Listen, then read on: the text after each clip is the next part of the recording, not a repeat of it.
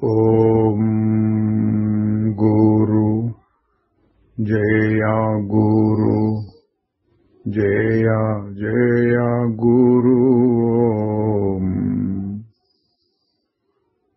ఓం గురు జయ గురు జయ జయ గురు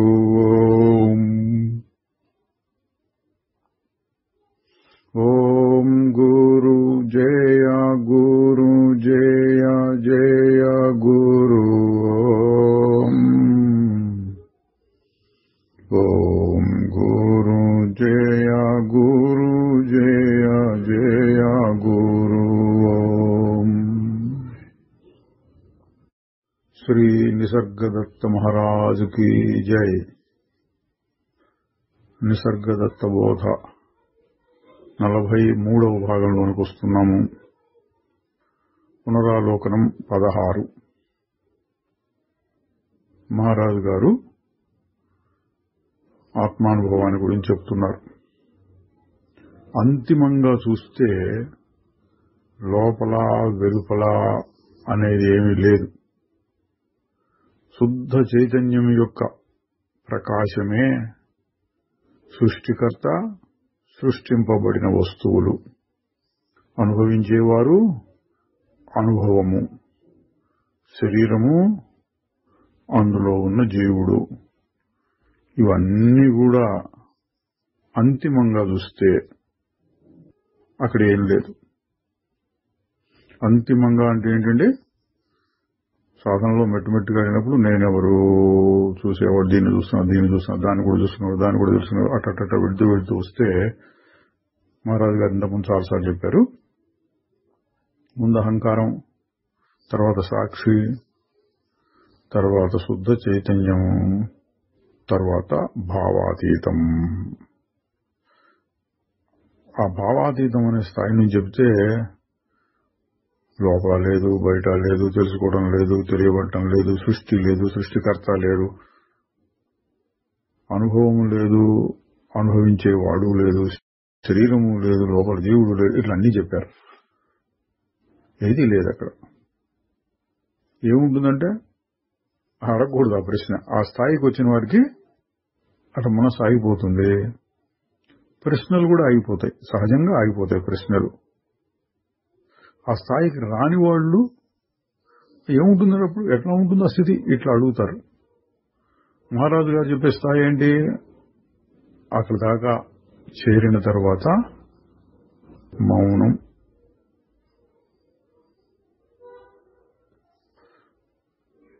మరి ఇదండి అదండి ఈ ప్రశ్నలు ఆ స్థానాన్ని చేరని వాళ్ళకు వచ్చే ప్రశ్నలు.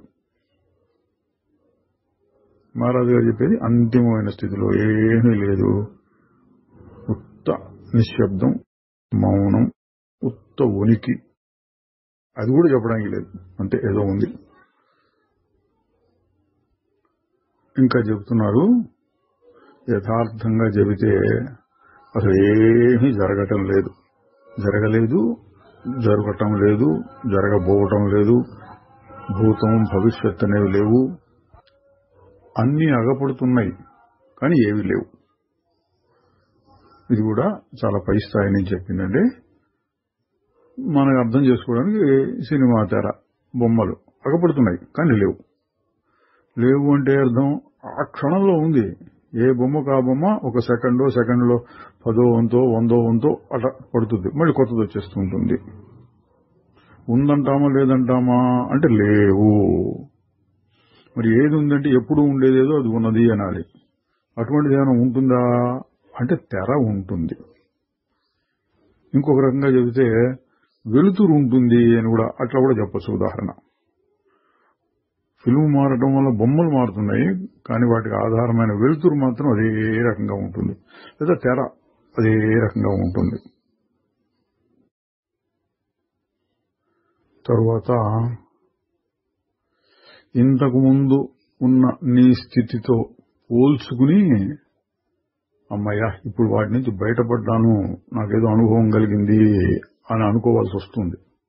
అంతేగాని నిజం చెబితే నీకేమీ కాల, నువ్వుగానే ఉన్నావు. అంటే జ్ఞానం కలగకముందు కలిగిన తర్వాత ఆత్మస్వరూపం ఒకటిగానే ఉంది. తేడా ఏంటంటే జ్ఞానం కలిగిన తర్వాత అంతకు ముందు తనుండిన అజ్ఞాన స్థితి గుర్తొస్తే నాకు ఇప్పుడు జ్ఞానం కలిగింది, నేను వేరుపడ్డాను, నేను సుఖదుఖాలు నాకు బాధించట్లేదు నన్ను అని దాంతో పోల్చి ఇప్పటి స్థితిని చెప్పాల్సి వస్తుంది. యథార్థంగా ఇప్పటి సంగతి ఇప్పుడు చెప్పండి అంటే ఎప్పుడు అదే జ్ఞానం లేదు, అనుభవం లేదు, ఏదో సాధించింది లేదు. తర్వాత ఒక యోగి యొక్క అనుభవాన్ని, యోగి అంటే ఇక్కడ జ్ఞానయోగి అని చెప్పుకోవచ్చండి. ఎట్లా ఉంటుందంటే ఒక బిందు చుక్క లాంటి దాంతో మొదలుపెట్టి మెల్లిగా గుండ్రంగా గీతలు గీసుకుంటూ క్రమక్రమంగా ఆ పరిధిని పెంచుకుంటూ పోతే గీత దాని మీద ఇంకో గీత, దాని మీద ఇంకో గీత, దాని మీద అట్ట వచ్చి అనంతం అయిపోయే వరకు గీసుకుంటూ పోతాడు. అయినా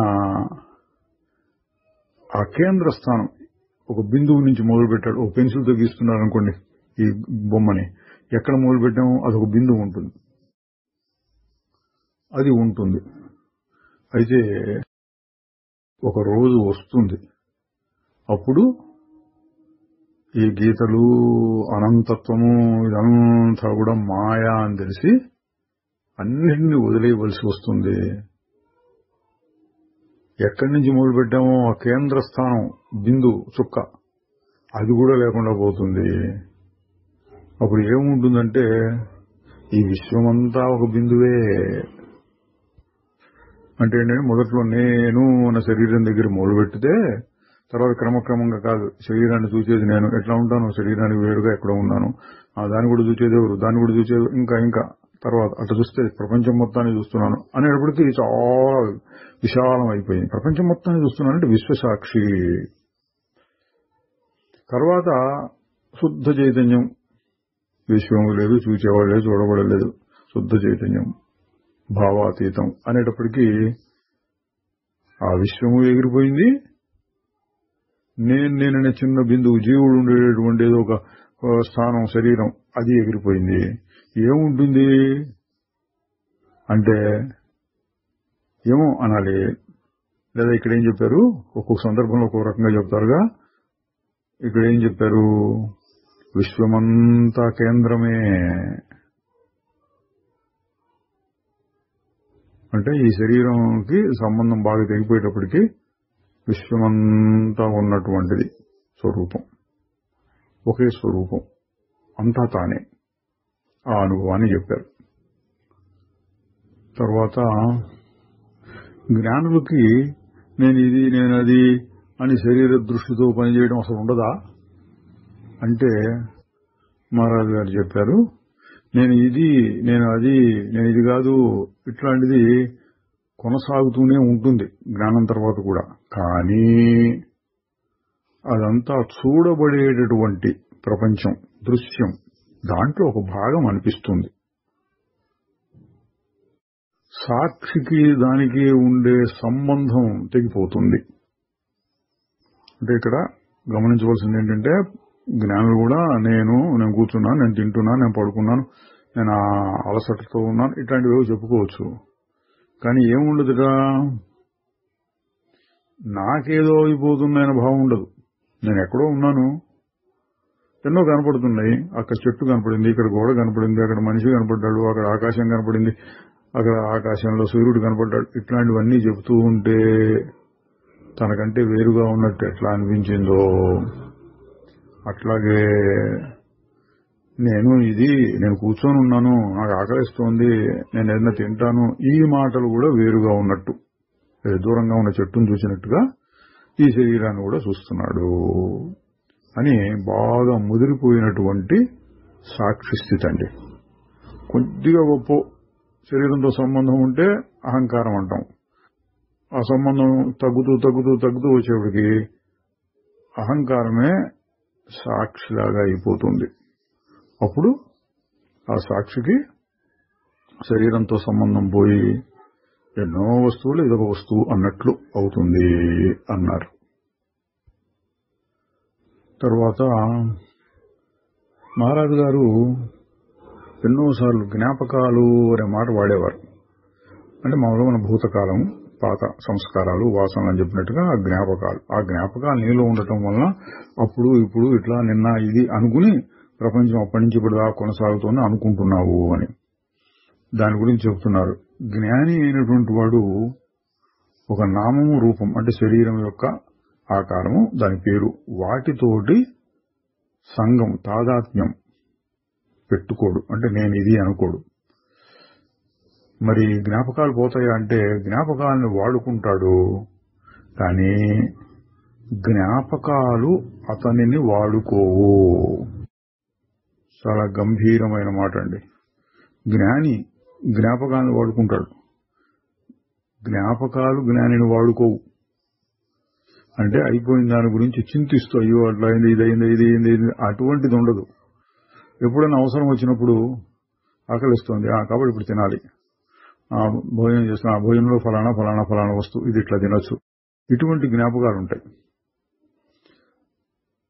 అయ్యో తినకపోతే ఎట్టా చచ్చిపోతానేమో, అటువంటి భావాలు ఉండవు. అవి వచ్చి ఇన్ని బాధ పెట్టడం ఉండదు, వాడుకుంటాడంతే జ్ఞాపకాలని. అని జ్ఞానుల యొక్క అనుభవం ఎట్లా ఉంటుంది వ్యవహార సమయంలో అనే దాని గురించి మనకు ఒక సూచన చేశారు. అంటే స్థాయిని చూడండి, రకరకాల స్థాయి. ఇంతకుముందు వచ్చిందంటూ అసలు ఏమీ లేదు, ప్రపంచమే లేదు, సాక్షి కూడా లేదు, లోపల లేదు, బయట లేదు, అనంతత్వం లేదు, తెలుసుకోవడం లేదు, తెలుసుకోకపోవడం లేదు, ఇట్లాంటివి కూడా చాలాసార్లు వచ్చినాయి. ఇక్కడ కొంచెం అడిగిన వాడికి అర్థమయ్యేటట్టు, అంటే అడిగిన వాళ్ళ స్థాయిని బట్టి ఆ సందర్భం ఏం చెప్పారు. జ్ఞానికి కూడా ఉంటాయి జ్ఞాపకాలు, కానీ వాటిల్లో చిక్కుకోడు. తర్వాత ఒక ఆయన అడిగాడు, అవ్యక్త మనస్సు, ఇంగ్లీష్లో అన్కాన్షియస్ మైండ్ అన్నారు. దాన్ని మనం ఏ విధంగా పట్టుకొని మార్పులు తీసుకురాగలము అంటే పేరులోనే ఉంది, మనకు తెలియబడదు, అది లోపల ఎక్కడో ఉంటుంది, తెలియకుండానే పనిచేస్తూ ఉంటుంది, దాని ప్రభావం చూపిస్తూ ఉంటుంది. దాన్ని మనం వాసనలు అని అంటుంటాం. లోపల ఎక్కడో ఉంటాయి, అవి పనిచేస్తూ ఉంటాయి. ఎట్లా పనిచేస్తాయి? బయటికి ఏదో ఆలోచన తెప్పిస్తుంది. బయటికి ఏదో ఆలోచన వచ్చినప్పుడు ఓహో దీనికి సంబంధించిన వాసన లోపల ఉంది కదా అని అప్పుడు మనం గుర్తించగలుగుతాం. ఈయన అడిగిన ప్రశ్న అంటే అసలు లోపల ఏమేమి ఉన్నాయి, అవ్యక్త మనసు ఎంత ఉంటుంది, దాన్ని మనం తెలుసుకొని దాన్ని తీసేయడమో అడ్డుపెట్టడమో లేదా మార్పు చేయడమో ఏదో చేయొచ్చు కదా అంటే మహారాజు గారు చెప్తున్నారు, సాధకులకు సరిపోయేటట్టుగా చెప్తున్నారు. ఇక్కడ నేను భావాన్ని ఎప్పుడూ నీ దృష్టిలో పెట్టుకో. సాధకులకు చెప్పే మాట అండి, నేను భావాన్ని దృష్టిలో పెట్టుకో, దాన్నే గుర్తుపెట్టుకుంటూ ఉండు, నిన్ను నీవు నిరంతరం గమనిస్తూ ఉండు. అప్పుడు ఆ అవ్యక్త మనస్సు వ్యక్త మనస్సులోనికి వస్తుంది. ప్రత్యేకమైన కృషి చేయవలసిన అవసరం లేదు, నిన్ను నువ్వు గమనించుకుంటూ ఉండు, అది కృషి. అంటే ఏంటంటే ఊరికే అటు చూస్తాం, ఇంకా గమనిస్తూ ఇంకా ఇంకా ఇంకా ఇంకా బాగా లోతుగా బాగా సన్నగా చూడటం అలవాటైతే లోపల ఉన్నది కూడా ఫలానా ఉంది ఏదో లోపల అన్నట్టు తెలుస్తుంది. దృష్టి ఇప్పుడు పెద్ద పలుగులు అట్లాంటివి తీసుకుని భూమిని తవ్వుతున్నారు అనుకోండి, అది పెద్ద పెద్ద వస్తువులు, పెద్ద పెద్ద పనులు, బరువు పనులు. ఒక సూది పెట్టి బట్టలు కుట్టడం లేదా ఇంకా సన్న సూదులు పెట్టి ఎంబ్రాయిడరీ అని చేసేవాళ్ళు పూర్వం, ఇప్పుడు ఉందో లేదో, చాలా సన్నటి సూదితో చేసేవాళ్ళు. ఇది సూక్ష్మమైనటువంటిది అనమాట. అంటే మోటు పనులు, బరువు పనులు లాంటిది కాదు, కానీ మనస్సు సూక్ష్మంగా సన్న సన్న ఇక్కడి నుంచి ఇక్కడ దాకా అంగుళంలో 10వ వంతు 20వ వంతు అంత దగ్గర దూరాన్ని కూడా గుర్తించి ఇక్కడి నుంచి ఇక్కడికి సూది పెట్టాలి. అట్లా అదే ఇంకా సూక్ష్మమైతే ఏమవుతుంది, మన బంగారు పనిముట్లు అట్లాంటివి చేసేవాళ్ళు సన్న సన్న డిజైన్లు చెప్తూ ఉంటారు. నగల మీద. ఇంకా సూక్ష్మమైందనమాట వాళ్ళ దృష్టి. ఇప్పుడు ఇంకా ఇంకా కొత్త ప్రక్రియలు వస్తున్నాయి.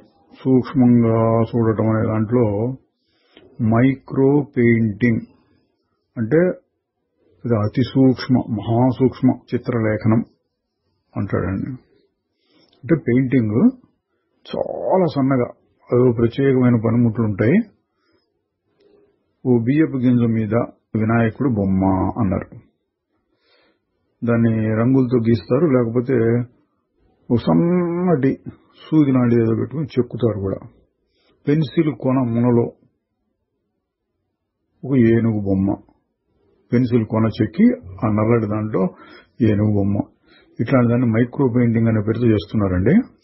వారు భూతద్దాలు అట్లాంటివి పెట్టుకుని సన్నగా చూస్తూ మరి ఎంత టైం పడుతుందేమో నిదానంగా చెక్కుతూ ఉంటారు. ఎవరెవరో పోస్ట్ కార్డు మీద, ఈ రోజుల్లో పోస్ట్ కార్డులు కూడా కనపడలేదు, చాలా మంది చూసింటారు. పోస్ట్ కార్డు మీద భగవద్గీత మొత్తం 700 శ్లోకాలు రాశాడు. అంటే ఎంత సన్నగా రాసింటాడు చూడండి. ఆ పెన్ను ఎంత ఉంటుందో, ఆ మూలిక ఎంత ఉంటుందో, ఓ భూతద్దం పెట్టుకుని సన్నగా ఎన్నాళ్ళు రాశాడు మహానుభావుడు రాశాడు. ఇది ఎందుకు చెప్పామంటే సూక్ష్మ దృష్టి.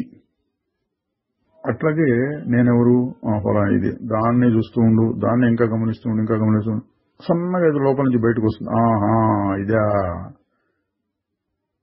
సాధారణంగా లోకంలో పనులు చేసుకుంటూ తిరుగుతూ ఉండే వాళ్ళకి ఆ సన్నవి కనపడవు. తనను తాను చూసుకోవడం మొదలు పెడితే ఆ సన్న విషయాలు కూడా తెలియబడతాయి. తర్వాత వాటిని తీసేయడం తేలికవుతుంది. అంటే పరిశీలనలోనే వాసనాక్షయం కూడా జరుగుతుంది. ఇంకోటి మనం చాలాసార్లు చెప్పుకుంటూ ఉంటాం, వ్యవహార సమయంలో అన్వయించుకోవడం వల్ల కూడా వాసనాక్షయం జరుగుతుంది. ఇక్కడేమో గమనింపు, పరిశీలన, సూక్ష్మంగా పరిశీలిస్తుంటే వాసన బయటకు కాస్తాయి. అప్పుడు దాన్ని మనం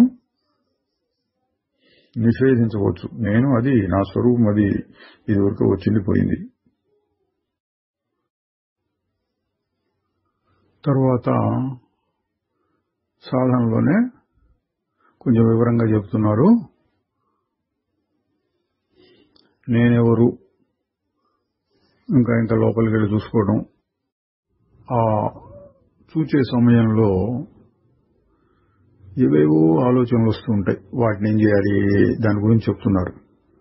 నీ పాత అలవాట్లు, ఏవో భావాలు, ఆలోచనలు, ఊహలు, ఇట్లాంటి వాటిని అన్నిటినీ ఎదురించు. నీకు నువ్వు చెప్పుకుంటూ ఉండాలి, కాదు ఇది కాదు, ఇట్లా ఉండటానికి వీల్లేదు, నేను ఇది కాదు, దీంతో నాకు అవసరం లేదు, నాకు అసలు అవసరమే లేదు, వద్దు. ఈ విధంగా నీకు వచ్చిన ప్రతిభావానికి నువ్వు ఎదురు తిరిగి సమాధానం చెప్తూ ఉంటే ఏదో ఒక రోజున ఈ అజ్ఞానమంతా ధ్వంసమైపోయి ఏమీ మిగలకుండా ఉండే ఒక చదును ప్రదేశం కనపడుతుంది. అంటే ఒక పైన బిల్డింగ్లు అవన్నీ తీసేస్తే చదును ప్రదేశం కనపడుతుంది కదండి. ఆ ఉదాహరణ ఇచ్చారు. అప్పుడు కొత్త జీవితం మొదలవుతుంది. అంటే నేనంటే ఫలానా అవన్నీ పోవాలి. పోయినాక కొత్త జీవితం. ఎట్లా, అది ఉండేదేదో ఉంటుంది అంతే, రెండోదాంతో నాకు సంబంధం లేదు అన్నట్లుగా. తర్వాత ఒకరు మహారాజు గారి అనుభవాన్ని గురించి ప్రశ్నించారు. ఏమన్నారంటే, విశ్వసాక్షిని, అంతటా నేనే ఉన్నాను, ఇట్లాంటి మాటలు చెప్తూ ఉంటారు కదా, మీరు మరొకరి మనస్సులోనికి వెళ్లి ఆ అనుభవాలను తెలుసుకోగలరా? ఇంకో రకంగా చెబితే, అవతల వాళ్ళ మనస్సుని తన మనస్సును చూసుకున్నంత తేలికగా చూడటం, వాళ్ళ మనసులో ఏముందో గమనించడం, ఇవన్నీ చేయగలరా మీరు? కొంతమందికి ఆ శక్తి ఉంటుందండి. మనం ఏం మాట్లాడకపోయినా మన మనసులో ఉన్నది ఏంటో వాళ్ళకి అర్థమైపోతూ ఉంటుంది. మహాత్ములకు చాలా మందికి ఉండేది. రమణ మహర్షి గారు కూడా అటువంటిది ఉండేదని కొంతమంది వచ్చి ప్రశ్న వేయకముందే వీరు గ్రహించి సమాధానం చెప్పేవారని అంటూ ఉంటారు. వీరిని అడిగారు, మీరు అట్లా చేయగలరా అని. అంటే నిసర్గదత్త గారు ఏం చెప్పారు, లేదు, అటువంటివి చేయడానికి ఒక ప్రత్యేకమైన శిక్షణ అని నేర్చుకోవడం కావాలి. ఏంటి, ముందు విశ్వసాక్షి ఏం చేస్తుంది, కాసేపు పెట్టమని మళ్ళీ మెల్లిగా ఒక్కోసారి శరీరంలోకి వచ్చి నేను అన్న అహంకారంగా వస్తుంది కొద్దిసేపు. అట్లా కాకుండా ఈ శరీరం ఇంకొక శరీరంలోకి వెళ్ళాలనుకోండి, విశ్వసాక్షిలోకి వెళ్ళి అక్కడి నుంచి ఇంకొక శరీరంలోకి వెళ్తే అక్కడ ఉన్నది కనపడుతుంది. మరి ఎట్లా కుదురుతుంది అంటే అదొక ట్రైనింగ్, శిక్షణ. ఇక్కడి నుంచి అక్కడికి వెళ్ళి అక్కడి నుంచి మళ్ళీ ఎక్కడికి వెళ్ళాలంటే అక్కడికి వెళ్ళగలగడం అనే దానికి ఒక ప్రత్యేకమైన సాధన చేయాలి. మంచిగా చేయాలంటే మంచి కాదు అనే చెప్తారు చాలా మంది. ఎందుకని, ఇంకొక రకమైన ప్రాపంచిక కోరిక అయిపోయింది అది. అవతల వాడి మనసులో ఏముంది, వీలైతే వాడి మనసుని కంట్రోల్ చేసి మనకు అనుకూలంగా మార్చుకుని మనం ఏదో లాభం పొందుదాం, ఇటువంటివన్నీ కూడా మళ్ళీ అజ్ఞానంలో భాగాలు. కొంతమందికి ఇప్పుడు చెప్పిన రమణ మహర్షి గారు లాంటి వారికి వారు ప్రత్యేకంగా దానికోసం సాధన చెప్పినా వచ్చినాయి, ఆ శక్తి అట్ట వచ్చింది. దాన్ని వారు మంచి పనులకు ఉపయోగించారు, అవతల వాడి దగ్గర నుంచి లాభాన్ని పొందడం కోసం కాదు. సరే, ఆ ప్రశ్న అడిగితే మహారాజు గారు ఏమంటున్నారు, దానికి ప్రత్యేకమైన శిక్షణ కావాలి. ఇది బాగా అర్థమయ్యేట్టు చెప్పడానికి ఒక ఉదాహరణ ఇస్తున్నారు. నేను గోధుమలు అమ్ముకునే వ్యాపారిని. నాకు రొట్టెల గురించి, కేకుల గురించి ఏమీ తెలియదు. గోధుమలతో తయారు చేసే తినుబండారాలు, వాటి రుచులు నాకు ఏమీ తెలియదు. కానీ గోధుమల గురించి నాకు బాగా తెలుసు. పెద్దవా చిన్నవా, ఏ రకం గోధుమలు కూడా చాలా రకాలు ఉంటాయిగా, ఏ రకమైన గోధుమలు, దీని నాణ్యత ఏమిటి, దీని ధర ఎంత ఉంటుంది, ఇటువంటివన్నీ నాకు బాగా తెలుసు. అదే విధంగా అని చెప్పుకుంటున్నారు. నేను అన్ని అనుభవాలకి మూలమైనటువంటి అనుభవాన్ని తెలుసుకున్నాను. విశ్వసాక్షి అట్లాంటివండి, శుద్ధ చైతన్యం, భావాతీతం, అది నాకు తెలుసు. కానీ ఆ భావాతీతం లేక శుద్ధ చైతన్యం అనేది క్రమక్రమంగా వచ్చి విశ్వంలో ఎన్నో పదార్థాలుగా కనపడుతూ ఉంటుంది. ఆ పదార్థాల యొక్క వివరాలన్నీ నాకు తెలియవలసిన అవసరం లేదు అన్నారు. ఇంకేమన్నారంటే, తెలుసుకోవలసిన అవసరం కూడా లేదు. ఎందుకు, వాటన్నిటి గురించి తెలుసుకోవాలంటే మళ్ళీ వాటి మీద అభిమానం, తాదాత్మ్యం ఏదో వచ్చినట్టుంది. ఇది తెలుసుకోవాల్సిన అవసరం ఉంది నాకు. ప్రపంచంలో ఎన్నో ఎన్నో ఎన్నో ఎన్నో విషయాలు ఉన్నాయి. ఫలానా అడవిలో ఫలానా చెట్టు ఉంటుంది, ఆ చెట్టు యొక్క ఉపయోగం ఏంటి అని మనం తెలుసుకోవాలా? దాని గురించి తెలిసిన వాళ్ళు వేరే ఉంటారు, మందుల కోసమో లేకపోతే వృక్ష శాస్త్రం చదివే వాళ్ళు వాటి ఆలోచించుకుంటారు. నాకు అవసరం లేదు. నాకు తెలిసిందల్లా ఒకటే, ఇదంతా భూమి మీద ఎన్నో చెట్లు ఉన్నాయి, అన్ని చెట్లకి భూమి ఆధారం. అట్లాగే ఇక్కడ ఎందరో జీవులున్నారు, ఎన్నో జడ పదార్థాలు ఉన్నాయి, ఎంతో పెద్ద విశ్వం ఉంది, అనంతంగా ఉంది. అదంతా కూడా చైతన్యంలో నుండే వస్తోంది. నేను ఆ మూల వస్తువు, ఆ మూల చైతన్యం దగ్గరికి వెళ్ళాను, అది తెలుసుకున్నాను, నాకు అది చాలు అన్నారు. తర్వాత ఒకరితో అంటున్నారు, జీవితము మరణము, ఆత్మ అనాత్మ, ఇటువంటి భావాలు వాటి విచారణ ఆపి, అవి నీకు ఎందుకు పనికిరావు. ఇక్కడ ఆత్మ అంటే ఏంటంటే జీవాత్మ అని అర్థం చెప్పుకోవాలి. జీవాత్మ ఎప్పుడు పుడతాడు, 7 జన్మలు ఎత్తుతాడు, పుణ్యం ఏమిటి పాపం ఏంటి, ఇట్లాంటివి కూడా అప్పుడప్పుడు చర్చిస్తూ ఉంటారు కదా. వాటిని గురించి ఎందుకు అవన్నీ నీకు వదిలేసుకో అన్నారు. మళ్ళీ ఎవరు అడిగారు, మీరు కూడా ఎప్పుడప్పుడు చనిపోతారు కదా అంటే మహారాజు గారు తన పద్ధతిలో చెప్పారు, నేను ఇదివరకే చనిపోయాను. హాస్యంగా ఉంది, నిజం కూడా ఉంది అందులో. ఏంటి నిజం? అహంకారం ఎప్పుడో చచ్చిపోయింది. ఈ శరీరాన్ని పట్టుకు వేలాడుతూ ఉన్న అహంకారం చనిపోయింది. నేను ఉంటే సాక్షిగా ఉంటాను, లేదా శుద్ధ చైతన్యంగా ఉంటాను. శరీరమే నేను అన్న స్థితి నాకు లేదు, అందువల్ల చచ్చిపోయిందట్టే. తరువాత మహారాజు గారి అనుభవాన్ని గురించే ప్రశ్నించారండి. మీరు కోరికలు భయాలు ఉండకూడదు అని చెప్తూ ఉంటారు, మీకు అవి పూర్తిగా పోయినాయా అని ఆయన్నే ఎదురు ప్రశ్న వేశారండి. దానికి మహారాజు గారు చెప్తున్నారు, నేను అతి సాధారణమైన వ్యక్తిగా పుట్టాను. నా గురువు దయ వలన ఆ పాత ప్రవృత్తులను వదిలేసి నా అసలైన స్వరూపాన్ని గమనిస్తూ ఉంటాను. ఎప్పుడైనా ఒకసారి పాత వాసనల లాంటివి బయటపడచ్చు. అది మనస్సులో జరుగుతోంది. దానిని గుర్తించటం, వెంటనే వదిలేయటం జరుగుతూ ఉంటుంది. ఇదండి సాధకులు నేర్చుకోదగిన విషయం. మహారాజు గారు ఎప్పుడైనా ఒకటి పాదవాసనలాగా రావచ్చు. సాధారణ సాధకులకు మరీ ఎక్కువగా వస్తుంటాయి. పాత జ్ఞాపకాలు, సంస్కారాలు, వాసనలు, కోరికలు ఇట్లాంటివి ఏవేవో వస్తూ ఉంటాయి. ఏం చేయాలంటే మహారాజు గారు చెప్పిన పద్ధతే, వాటిని గుర్తించడం, వదిలేయటం. వచ్చింది పోయింది అంతే, అంతవరకే. వచ్చింది నిలబడింది అంటే జీవుడైపోతాడు. సంస్కారాలు గట్టిపడుతూ ఉంటాయి, కోరికలు భయాలు పెరుగుతాయి. వచ్చింది పోయింది, వచ్చింది నిలబడింది కాదు, వచ్చింది పోయింది. అదే విషయాన్ని ఒక ఉదాహరణలో చెప్తున్నారు. వర్షం కురిసింది అని నాకు తెలుస్తోంది, కానీ దానివల్ల నాకేమీ కాలేదు. నేను ఊరికే దాన్ని చూచానంతే. సాధారణంగా అందరు చేసేదేనండి, వర్షం కురుస్తున్నప్పుడు ఇంట్లో కూర్చొని వర్షాన్ని చూస్తూ ఉండొచ్చు. ఏదైనా అవసరమైన పని మీద వెళ్లాలనుకున్న వాళ్ళు ఏ గొడుగు లాంటితో వేసుకుని వెళ్లొచ్చు. ఏమీ లేని వాళ్ళు తప్పనిసరి పరిస్థితులు ఏమైనా వస్తే తడుస్తారు. కానీ మహారాజు గారు ఏం చెబుతున్నారు, వాన కురిసింది, వాన వెలిసింది, నాకేమీ కాలేదు.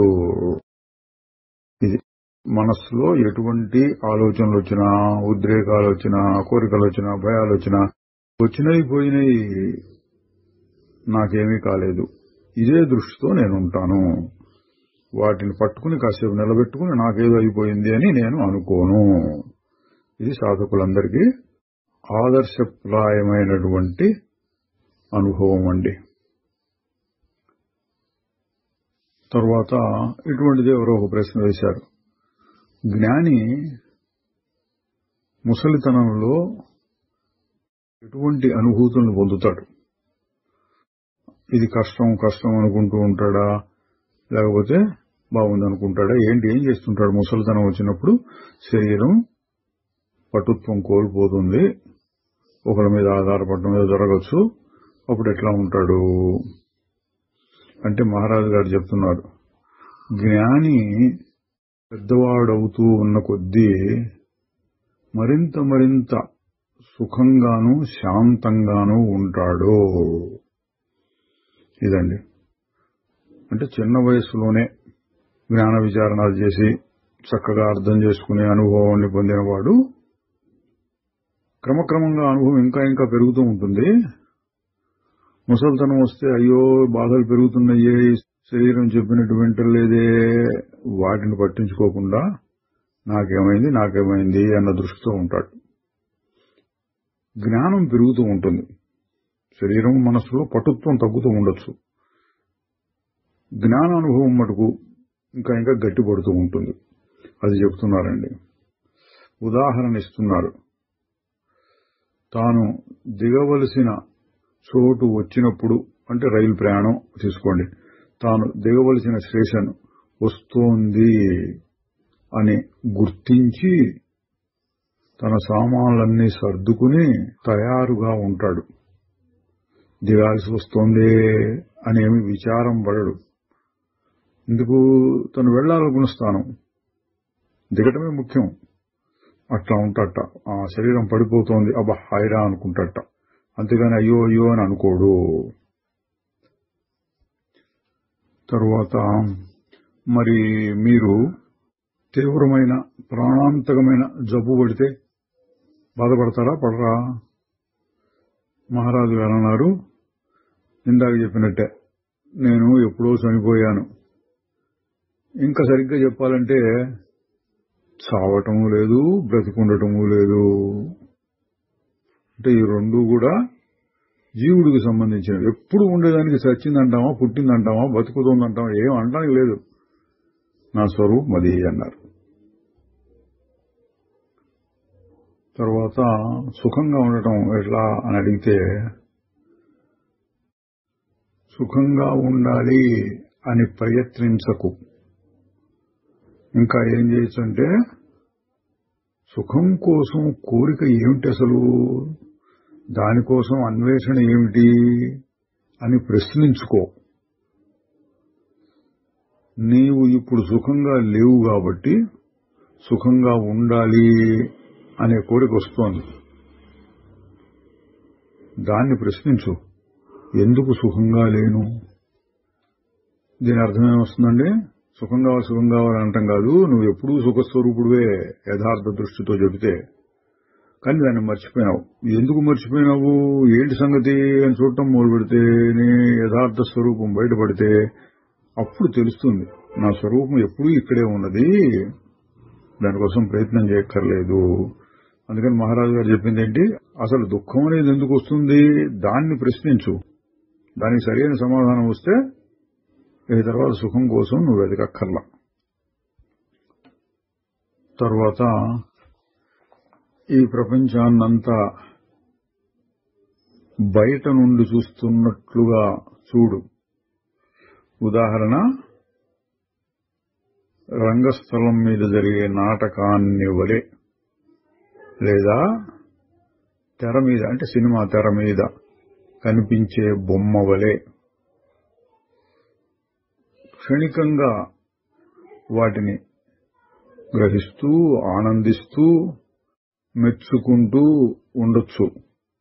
కానీ నిజంగా నీవు ఏమాత్రం మారలేదు, దూరంగా ఉండి ఆ నాటకాన్ని చూస్తున్నావు. ఆ విధంగా ఈ ప్రపంచం మొత్తాన్ని చూడు. తరువాత సరైన జ్ఞానం లేని వాళ్ళు అంటే దాదాపుగా ప్రతివాడి సంగతి అండి, తానేదో ఒక ప్రత్యేకమైన వ్యక్తినని, ఈ ప్రపంచం మొత్తం తనకు ఆనందాన్ని ఇవ్వటం కోసమే ఉన్నదని, తనకు వాటి నుండి ఆనందాన్ని గ్రహించే అర్హత ఉన్నదని అనుకుంటాడు. కానీ అది నిజం కాదు. ఎందుకంటే ప్రపంచం నీకేమీ బాకీ లేదు, దాని ఇష్టం వచ్చినట్టు వెళ్తూ ఉంటుంది. సుఖంగా ఉండటానికి నువ్వు సర్దుకుపోవాలి. ప్రాపంచికంగా సర్దుబాటులో పూర్తి సుఖం దొరకదు, దుఃఖం వస్తూనే ఉంటుంది. మరి ఏం చేయొచ్చంటే జ్ఞానం. ఇంతకుముందు చెప్పింది, నా స్వరూపం దేని మీద ఆధారపడకుండా సుఖంగా సహజంగా సుఖంగా ఉండగలదు అని తెలుసుకోవడం. ఆ సుఖం మన యొక్క సహజ స్వరూపమే కాబట్టి అది దొరికే వరకు, అంటే దాన్ని కనుక్కునే వరకు ఈ ఆరాటము, వెదకులాట, కృషి ఉండాలి. ఇదండి, తను ఇంతకుముందు ఎప్పుడో గొప్ప సుఖాన్ని అనుభవించాడు, ఎక్కడ తనలోనే. ఎందుకో ఎట్లాగో మరుపు వచ్చేసింది. కానీ లోపల అదొక వాసన ఉన్నది, నా స్వరూపం అంత ఆనందం కాబట్టి మళ్ళీ నాకు అది కావాలి కావాలి కావాలని. ప్రపంచం అంతా అందుకోసమే కొట్టుకుంటోంది. జ్ఞానార్జన చేసేవాళ్ళు కూడా అందుకోసమే కొట్టుకుంటున్నారు. ఎంతకాలం సాగుతుంది అంటే శుద్ధమైన ఆత్మజ్ఞానం కలిగే వరకు. మరి ప్రాపంచికమైన ప్రయత్నాలు ఏమిటి, అందులో శాశ్వతమైన సుఖం లేదు అని తెలిసేటంత వరకు.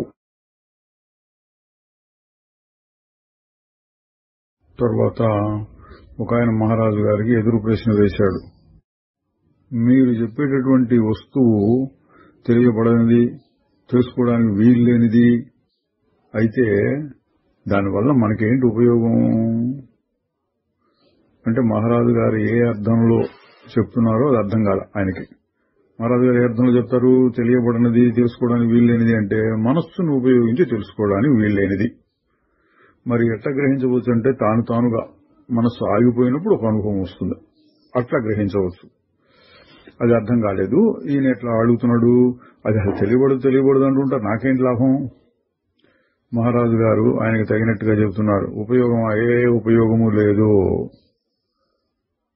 కానీ నిన్ను ప్రస్తుతం తెలియబడేటటువంటి అంటే దృశ్యానికి కట్టివేస్తున్నది ఏదో తెలుసుకుంటే అది ఉపయోగిస్తుంది. అంటే నీ గురించి నువ్వు ప్రత్యేకంగా తెలుసుకోకర్లా, తెలియబడేది కాదు కాబట్టి. నీకు తెలుస్తోందన్నావుగా ప్రపంచం, అది నిన్ను బంధిస్తోంది. ఎట్లా బంధిస్తుంది, ఏమిటి, దాన్ని విచారణ చేయి చాలు.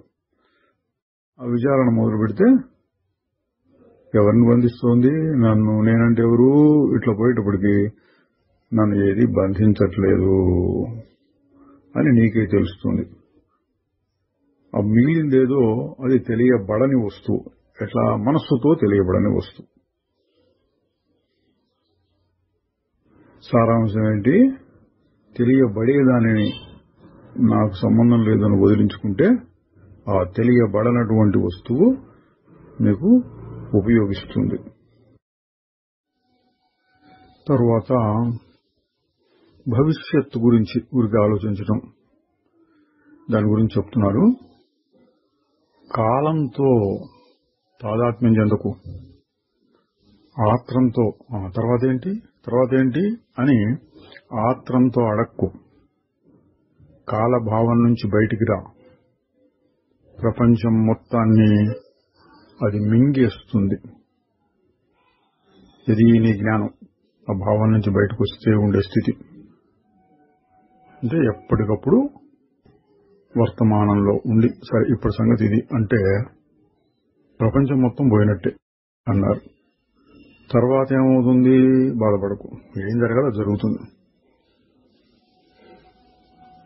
తరువాత భయం అన్న దాంట్లో జ్ఞాపకాలు, రాబోయే దాని గురించి ఆశలు ఉంటాయి. అంటే భూతం భవిష్యత్తు రెండు కలిసి ఉంటుంది.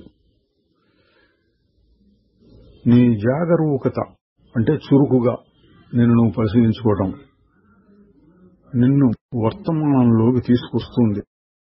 వర్తమానం అంటే ఇప్పుడు. ఆ ఇప్పుడు అన్న దాంట్లో తన సహజ స్థితి ఇప్పుడు ఉన్నదే బయటపడుతుంది. ఎప్పుడు ఉన్నదే కానీ దాన్ని గమనించలేదు. అంటే భయాలు, ఊహలు, ఆశలు ఇట్లాంటివి వచ్చినప్పుడు వాటికి విలువ ఇవ్వకుండా వర్తమానంలో ఏదుంది, ఎవరికి ఇదంతా వస్తున్నాయి, నేనంటే ఎవరు, అది వర్తమానం ఎప్పుడు ఉండకు, ఎప్పుడు ఒకే రీతిగా ఉంటుంది, దాని దగ్గరికి వెళ్ళు అంటున్నారు. తరువాత వచ్చే వాటిని రాని, పోయే వాటిని పోని,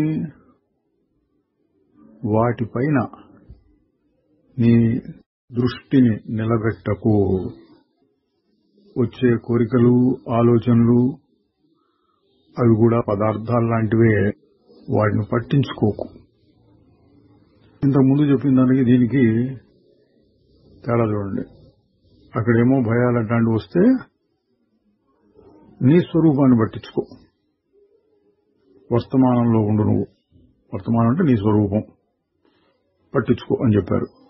ఇప్పుడేమో ఇగో వస్తుంటే పోతుంది, వాటిని పట్టించుకోకు అన్నారు.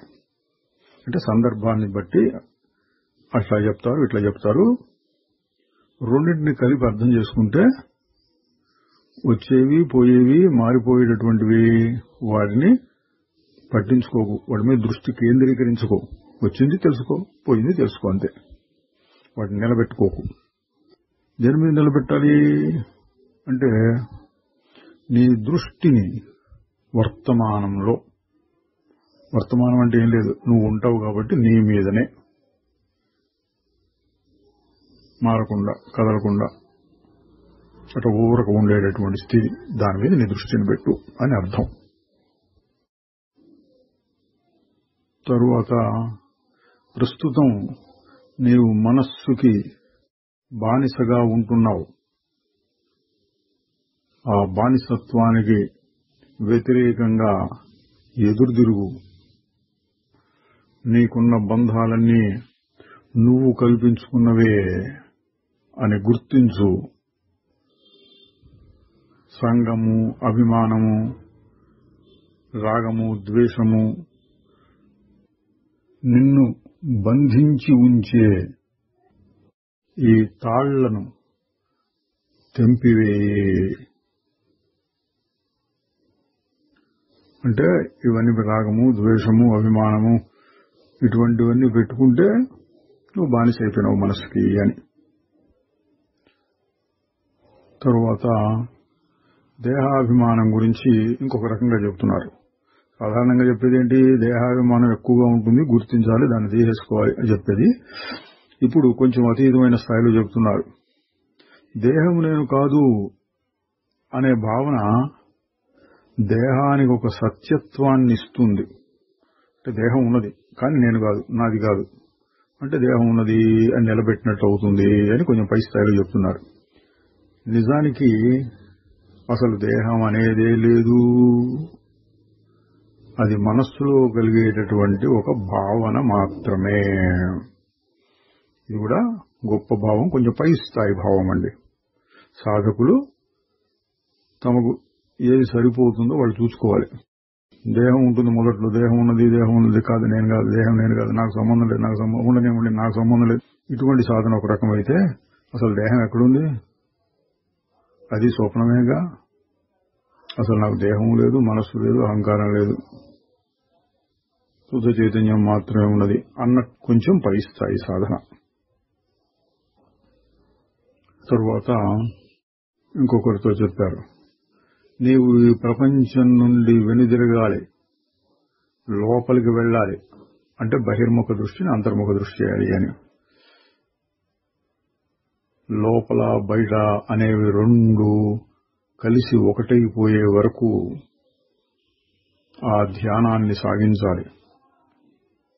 నిన్ను బంధించిన విషయాల నుండి నువ్వు దూరం కాగలవు. అంటే లోపల బయట అనేది మొదట్లో బహిర్ముఖం అంతర్ముఖం అంటుంటాం.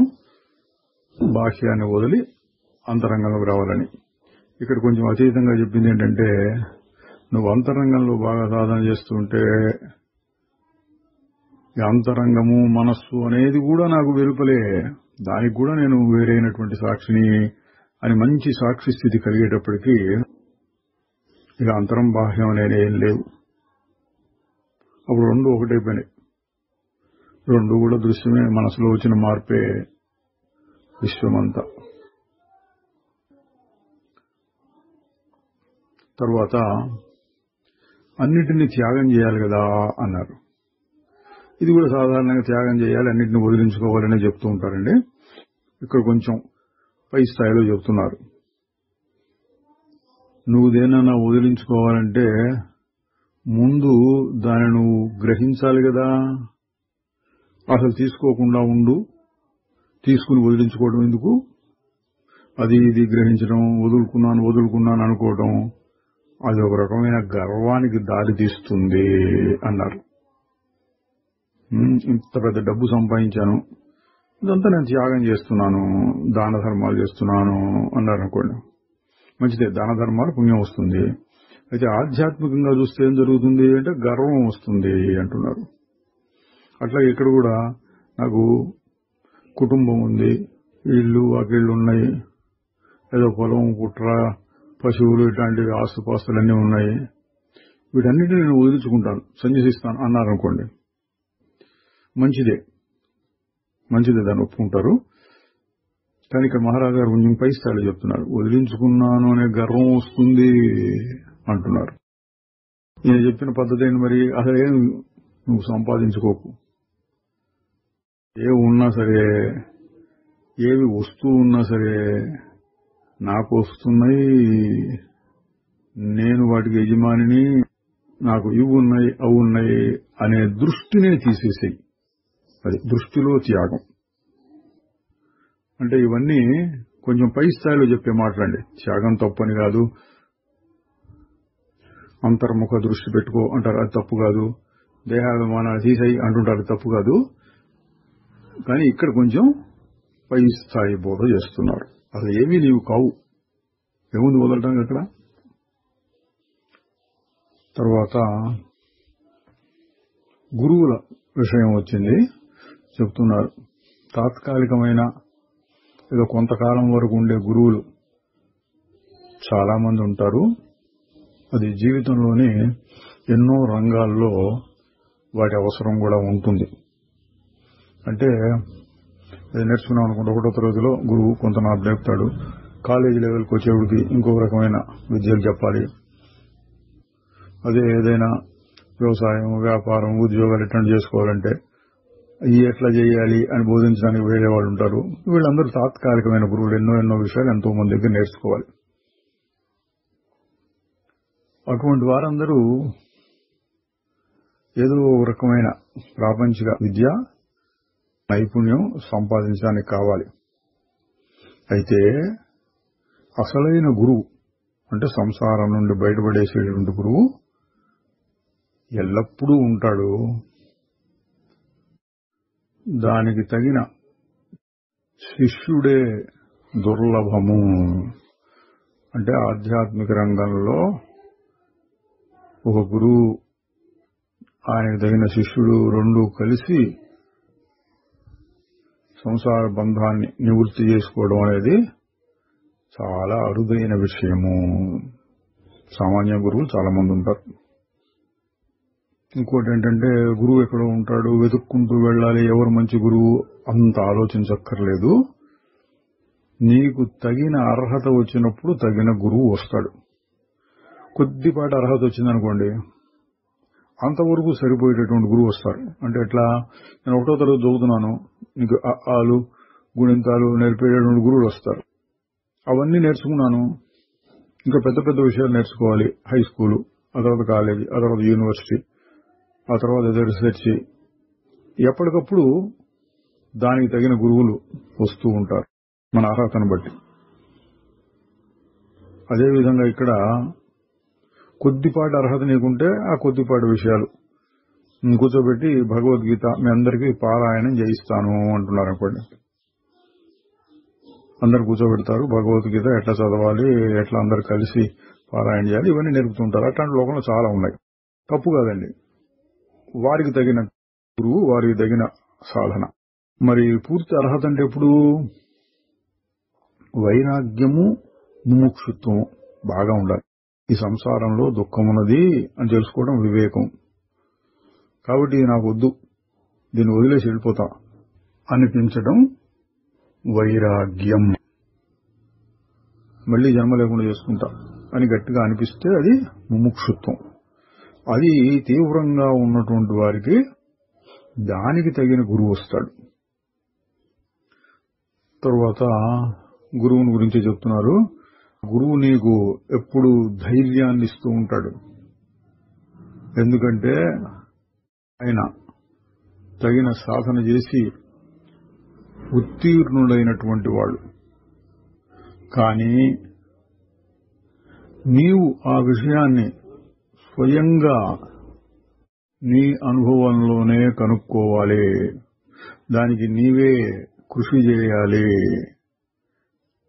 అటువంటి జ్ఞానమే నీకు శాశ్వతంగా ప్రయోజనం కలిగిస్తుంది. అదన్నా గురువే అన్నీ చూసుకుంటాడు, నువ్వుగా దండం పెడుతూ చూసారి అన్నట్లుగా చెప్పే పద్ధతులు కూడా ఉంటాయి. గురువుకి మరీ ఎక్కువ ప్రాముఖ్యం ఇచ్చేది. సరే, ఆ పద్ధతులు ఉంటే మనకి తెలియదు. ఈ జ్ఞాన మార్గంలో మటుకు మహారాజు గారు చెప్పింది, గురువు నీకు బోధిస్తాడు, నీకు తగిన ధైర్యాన్ని ఇస్తాడు. వరలేదే, నేనెట్లాగ చేశాను, నేనెట్లాగ పొందాను అని ఆయన నిర్ధారించి చెప్తూ ఉంటాడు. అయితే కృషి చేయవలసింది నువ్వే. ఆయన చెప్పిన పద్ధతిలో అర్థం చేసుకోవడం, ధ్యానం చేయడం, దాన్ని వ్యవహార సమయంలో ఉపయోగించుకోవడం, ఇవన్నీ నువ్వు చేసి నువ్వు అనుభవాన్ని పొందితే అది నిలబడుతుంది. అంత గట్టిగా నీలో పాతుకుపోదు. మహారాజు గారు ఎప్పుడు చెప్పేదానండి, గురువు మీద విశ్వాసం ఉండాలి, ఆయన చెప్పిన మాటలు నమ్మాలి, కానీ నువ్వు వాటిని ఆచరణలో పెట్టి నీ అనుభవంలో నువ్వు చూసుకోవాలి. తర్వాత ఈ పద్ధతుల గురించే ఇంకొకటి చెప్తున్నారు. నీకు 2 మార్గాలున్నాయి. నీ మనసు, బుద్ధి, శ్రద్ధ అన్నింటినీ ఆత్మాన్వేషణలో పెట్టవచ్చు. అంటే నేనెవరు అని ప్రశ్నించుకుని నీలో నువ్వు కనుక్కోవటం. లేదా నా మాటల్ని నమ్ము, ఆ విధంగా చెయ్యి, నీకు సిద్ధి కలుగుతుంది. అంటే నువ్వు పూర్తిగా నీ మీదనే ఆధారపడు. అంటే ఏంటి? అన్వేషణలో నీ సొంత కృషితోటి నీ మనసును బాగా ఉపయోగించుకుని పూర్తిగా నీ మీద ఆధారపడ్డావు, సరే. లేదా నీ గురించి అసలు ఏమీ పట్టించుకోకుండా గురువు చెప్పిన మాటల మీద విశ్వాసం పెట్టు. అంటే పూర్తి బాధ్యత నువ్వు తీసుకో, లేక పూర్తి బాధ్యత నా మీద పెట్టు, నువ్వు మటుకు ఈ రకంగా గాని ఆ రకంగా గాని శ్రద్ధను పెట్టాలి అన్నారు.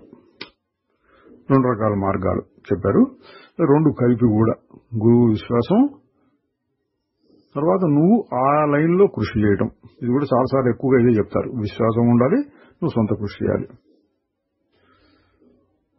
తర్వాత సుఖం స్వభావం ఎప్పుడూ ఉన్నదే అంటారు. మరి ఈ సాధనలో కృషి ఎందుకు అంటే మహారాజు గారు అన్నారు, మనస్సు ఎప్పుడు తనలో ఉన్న నమ్మకాలను బట్టి, శ్రద్ధను బట్టి, భగవద్గీతలో శ్రద్ధ అంటాడు, 3 రకాల శ్రద్ధలని, ఆ శ్రద్ధను బట్టే తనను తాను మలుచుకుంటూ ఉంటుంది. అంటే తనలో ఉన్న నమ్మకాలను బట్టే మనసు తయారవుతుంది. అందువలన ఆ మనస్సుకి బోధించాలి. ఏమని? సుఖం నీ దగ్గరే ఉన్నది, దానికోసం నువ్వు ప్రత్యేకంగా కృషి చేయనక్కరలేదు. చేయవలసిందంతా ఇంద్రియ సుఖాలు నిన్ను మాయ చేస్తున్నాయి అని తెలుసుకోవడం. ఇంద్రియ సుఖాలు లేదా ప్రాపంచిక సుఖాలు నీ స్వరూపాన్ని మరిచిపోయేటట్టు చేస్తున్నాయి. అందుకోసం మళ్ళీ సుఖం ఎక్కడ అని వెతుకుతూ ఉంటావు. ఆ మాయని తప్పించుకోగలిగితే నీ సుఖం నీ దగ్గరే ఉన్నది అని మనస్సుకి అర్థమయ్యేటట్టు, దానికి నచ్చేటట్లు చెప్పడం కోసమే మనం ఎంత సాధన చేస్తున్నాము. లేకపోతే ఏమీ అక్కర్లేదు, నీ స్వరూపం ఆనందం ఎప్పుడు ఉన్నదే.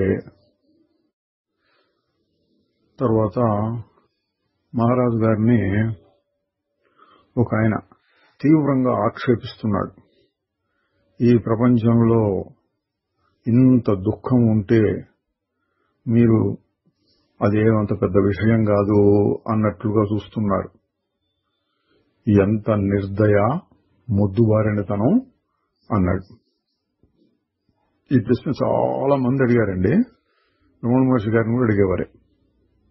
మనం కొన్ని సమాధానాలు కూడా చూసాం. మళ్ళీ ఇప్పుడు ఇంకొకసారి, నాది కాదు మొద్దుబారినతనం, మీది. ఎందుకంటే మీ ప్రపంచంలో ఎంతో బాధలు, దుఃఖాలు ఉన్నాయి. దాని గురించి ఏదైనా చేయండి. మీ యొక్క అత్యాశ చేత, సోమరితనం చేత మీ ప్రపంచాలకి మరింత దుఃఖాన్ని కలపకండి. అంటే ఏంటి? నా ప్రపంచంలో దుఃఖం లేదు, మీ ప్రపంచంలో ఉంది, కాబట్టి మీరు ఏదైనా చేసుకోండి అన్నారు. రకరకాలుగా చెప్పారు. ఇంతకుముందు ఒకసారి చెప్పారు తమాషాగా, ఆ ప్రపంచంలో అంత దుఃఖం ఉంటే నువ్వన్నా భోజనం మానుకున్నావు ఒక పూటైనా అని అన్నారు. అదేవిధంగా ఇక్కడ చెప్పారు, నా ప్రపంచంలో దుఃఖం లేదు, మీ ప్రపంచంలో ఉంది, మీరు ఏమైనా చేసుకోండి. అంటే ఏంటి? ఏదో ఒక మనిషికి సహాయం చేశాను, మా ఇంటి ముందు ఉండే 4 కుక్కలకి అన్నం పెట్టాను, ఇది కాదు. ప్రపంచం మొత్తాన్ని మాయామాత్రంగా చూసి జ్ఞానాన్ని పొందితే అప్పుడు నీ ప్రపంచంలో దుఃఖం ఉండదు. ఆ విషయాన్ని ఆయన నిర్దయ, ముద్దుబారినతనం అట్లా అన్నాడు. ఒక రకంగా చూస్తే అది కరెక్టేనండి.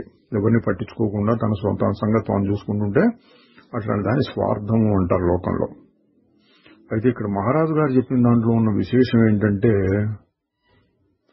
తన శరీరాన్ని మాత్రం పట్టించుకుని ఇతరుల శరీరాన్ని నిర్దయగా చూస్తూ ఉంటే అది మొద్దుబారినతనం. ఇక్కడ అట్లా కాదు. జ్ఞానం అంటే ఎట్లా, తన శరీరము, ఇతరుల శరీరము, ప్రపంచము మొత్తం వేరు. నా స్వరూపం నేను చూస్తే ఆ ప్రపంచం ఈ శరీరంతో సహా వచ్చిపోయేటటువంటి, అంటే తెర మీద వచ్చిపోయే బొమ్మలు లాంటివి. ఈ దృష్టితో చూసినప్పుడు స్వార్థం లేదండి. ఎందుకంటే అంత సమానత్వం. నా శరీరం మటుకు బాగుండాలి, తక్కిన వాళ్ళు ఎట్లా పోయినా పర్వాలేదు అంటే స్వార్థము, నిర్దయ అవుతుంది. అది తేడా గమనించాలి. తరువాత మహారాజు గారు చెప్పారు, నువ్వు ఈ ప్రపంచంలో తలములకలై ఉన్నంత వరకు నిన్ను నీవు తెలుసుకోలేవు. నిన్ను నీవు తెలుసుకోవాలంటే ఈ ప్రపంచం నుండి పక్కకు తిరగాలి. నీ దృష్టిని ప్రపంచం మీద నుండి తీసి లోనికి మరల్చాలి. దీన్నే మనం బహిర్ముఖ దృష్టి, అంతర్ముఖ దృష్టి అంటుంటారండి. బయట దాని మీద నీకు ఆసక్తి ఉంటే లోపల తన సహజ స్వరూపం కనపడదు. ఇక్కడ బయట లోపల అనే మాటలు సాధారణ దృష్టితో చెప్పినవండి. ఆత్మదృష్టితో చెప్తే బయట లోపల అనేది ఏం లేదు. ఇక్కడ సాధారణమైన సాధకుల దృష్టిలో చెప్పిన మాటలు. ఇది విన్న ఒక మహాశయుడు అన్నాడు, అబ్బో, ఈ ప్రపంచాన్ని తీసేయటం నా వల్ల కాదు అంటే మహారాజు గారు అన్నారు, అటువంటి అవసరం లేదు. నువ్వు చూచేదల్లా నిజంగా లేదు అని అర్థం చేసుకుంటే చాలు. ఇదండి జ్ఞాన మార్గంలో ఉన్న కష్టము, సులువు రెండు ఇక్కడ ఉంటాయి. భౌతికంగా ఒక్కొక్క దాన్ని వదిలించుకో అది ఎక్కర్రా. కానీ ఏం చేయాలి, ఈ ప్రపంచం నిజము కాదు, స్వప్నము వంటిది. ఒకవేళ నిజమైనా నాకు అంటదు, అది ఉన్నా లేకపోయినా నాకేం కాదు. అది తెర మీద బొమ్మల్లాగా వస్తూ ఉంటుంది, పోతూ ఉంటుంది. ఇటువంటి భావాలను పెట్టుకుని దాన్ని నిర్లక్ష్యం చేయటం, ఇది ప్రపంచాన్ని వదిలించుకోవటం అంటే జ్ఞాన మార్గంలో. మహారాజు గారు అది చెప్పారు ఇక్కడ. ఈ విషయంలో మహారాజు గారు తమ అనుభవాన్ని చెప్పారు. నా గురువు నాకు చెప్పాడు, నేను నమ్మాను. తర్వాత ఏం జరిగినా సరే నా దృష్టిని దాని నుంచి పక్కకు మరల్చి నేను అన్న భావం మీదనే నిలబడి ఉండేవాడిని. దాన్ని పట్టించుకోకుండా నేను భావం మీదనే మళ్లీ తీసుకొచ్చి పెడుతూ ఉండేవాడిని. ఇదంతా చాలా తేలికైంది, సాధారణమైంది అనిపించవచ్చు. కానీ నేను అట్లా చేయటానికి కారణం నా గురువు చెప్పాడు కాబట్టి. అయినా అది బ్రహ్మాండంగా పనిచేసింది. విశ్వాసం, విధేయత అనేది అన్ని కోరికల్ని, భయాల్ని కరిగించి పారేసేటటువంటి ద్రావకం. అంటే ఇందాక పైన చెప్పింది ఏంటంటే బహిర్ముఖ దృష్టి. బయట నుంచి ఏదేది వచ్చినా నాకు సంబంధం లేదు, నాది కాదు వస్తూ ఉంటే ఆ బయట అన్నదాని అర్థం కూడా మారుతూ వస్తుందండి. ఈ శరీరం చుట్టూ ఉన్నది బయట అనుకుంటే రాను శరీరం కూడా బయటే, మనసు ఆలోచనలు వస్తున్నాయి, అది కూడా బయటే. అటు చూస్తూ వచ్చి అన్ని బయటే అన్నిటినీ వదిలిచి చివరికి తాను మాత్రం మిగులుతాడు. ఇక్కడ తాను అంటే శుద్ధ చైతన్యం. తరువాత వాచా వేదాంతం గురించి చెప్తున్నారు. జాగ్రత్తగా ఉండాలి. నువ్వు ఏదైనా మాట్లాడటం మొదలు పెడితే ఒక మానసికమైన మాటల ప్రపంచాన్ని తయారు చేసుకుంటావు. ఆ ప్రపంచంలో మాటలు, భావాలు, అభిప్రాయాలు, ఊహలు ఇవన్నీ ఒకదానితో ఒకటి అద్భుతమైన రీతిలో అల్లుకుపోయి ఒకదాని మీద ఒకటి ఆధారపడుతూ ఒకదాన్ని ఒకటి నిలబెట్టుకుంటూ ఒకదాన్ని ఒకటి వివరించుకుంటూ పెద్ద పెద్ద శాస్త్రాలు సూత్రాలలాగా ప్రకటించుకుంటూ ఉంటాయి. కానీ నిజానికి వేటికి కూడా అసలైన పదార్థం లేదు. అంతా మానసిక కల్పనయే. శబ్దాలు మరిన్ని శబ్దాలను సృష్టిస్తూ ఉంటాయి. యథార్థ వస్తువు నిశ్శబ్దం, మౌనం. అదే విషయాన్ని ఇంకా చెప్పారు. మన సాధన యొక్క అంతిమ లక్ష్యం ఏమంటే ఈ నిశ్చయం, అంటే ఆత్మను గురించిన నిశ్చయం కేవలం మాట మాత్రంగా కాకుండా యథార్థమైన, శాశ్వతమైన, అంటే ఎల్లప్పుడూ ఉండేటటువంటి అనుభవం మీద ఆధారపడి ఉండటం. అంటే మాటలతో నేను మారని స్వరూపం చెప్పడం కాదు. నేను మారని స్వరూపం అన్నట్టుగా లోపల అభిప్రాయం కలిగిపోవాలి. అది అంతిమ లక్ష్యం.